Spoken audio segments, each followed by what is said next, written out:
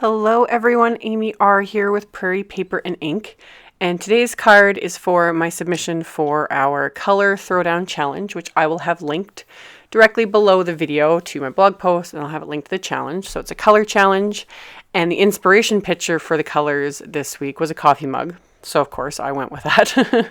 Didn't have to, twist my arm too hard. I'm using the Tim Holtz Fresh Brewed Blueprint stamp set.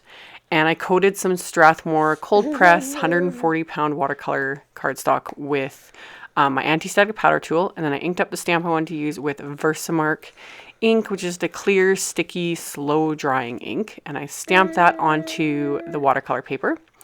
And then I'm going to coat that with Simon Says Stamp Antique Gold Embossing Powder, which is such a beautiful embossing powder. I absolutely love it. It's just the prettiest shade of gold ever.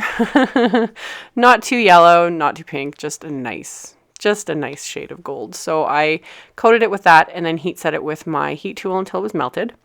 And then to color in the image, I'm using my new to me Mission Gold watercolors, which I'm just absolutely loving. So I'm mixing up the colors I want to use just onto a tile. I can use the palette if I wanted, but that's my only peeve with this is the palette is quite large and it takes up a lot of space. So I'm just mixing up the colors on a tile. This is literally just a tile from like the hardware store.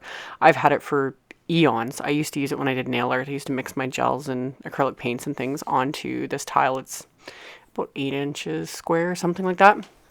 But yeah, glazed tile, it's about $1. They're great. So I use that to mix my colors, and I really like that.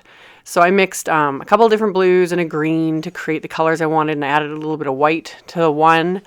And then my idea for this was, because the image was kind of messy itself, is I wanted to do messy watercolor, which if you guys have been watching my more recent videos, you know I'm experimenting more with that, coloring outside the lines and making a mess and just having fun with it.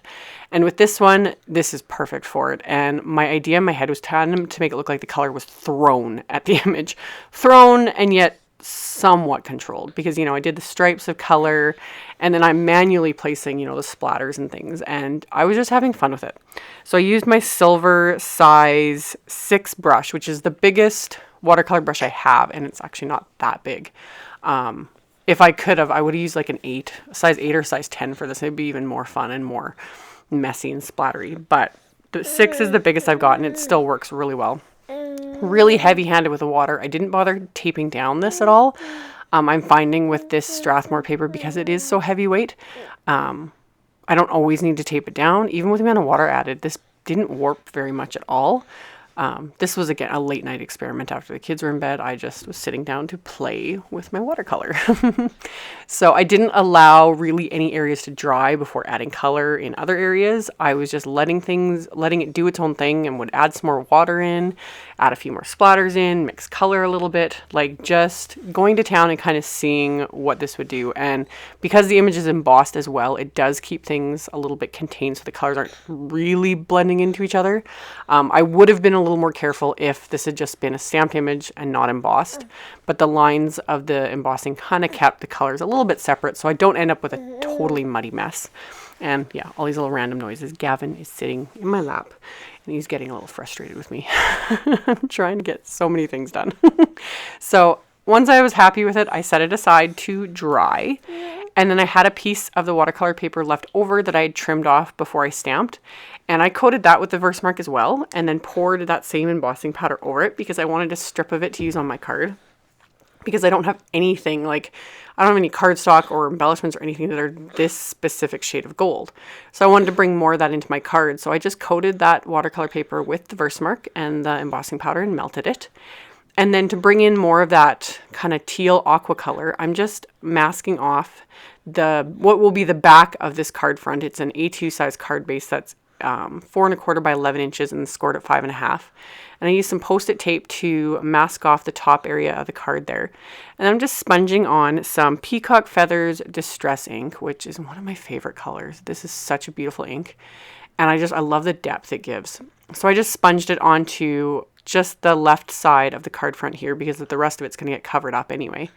And then I'm using some score tape to adhere my watercolored panel to the card base. I thought about putting it up with foam tape, because everything's been getting put on cards with foam tape with me lately. But this time I decided to adhere it flat. So I used the score tape because it's super, super strong, and this cardstock is pretty heavy. So used that, and I'd already adhered the little strip of cardstock that I had embossed with that embossing powder. So you can see that strip of gorgeous antique gold. So adhered that to my card base, and a little bit hung off the bottom. So I just flipped it over and used the edge of the card as my guide and trimmed off that little tiny bit that was hanging over so it lines up a bit better. And then it's a final embellishment. Since I did all this work with watercolor, I don't like to add too much else to the card.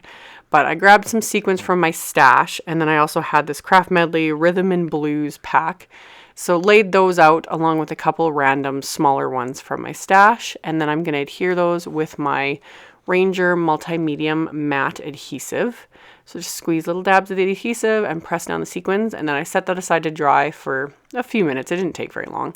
And then I just grabbed that coffee stamp again and inked it up with that same distress ink.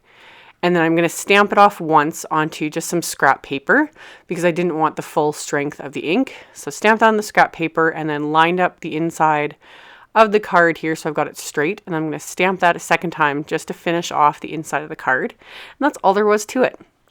So I will have links below the video to my blog post, which will have a link to the color challenge. There will be links to all the supplies used. If you're interested in any of that, check out the description box below the video. All the info will be there for you. Thank you guys so much for watching and subscribing and thumbs upping my videos. I really, really appreciate it. And I will see you all very soon in the next one. Bye.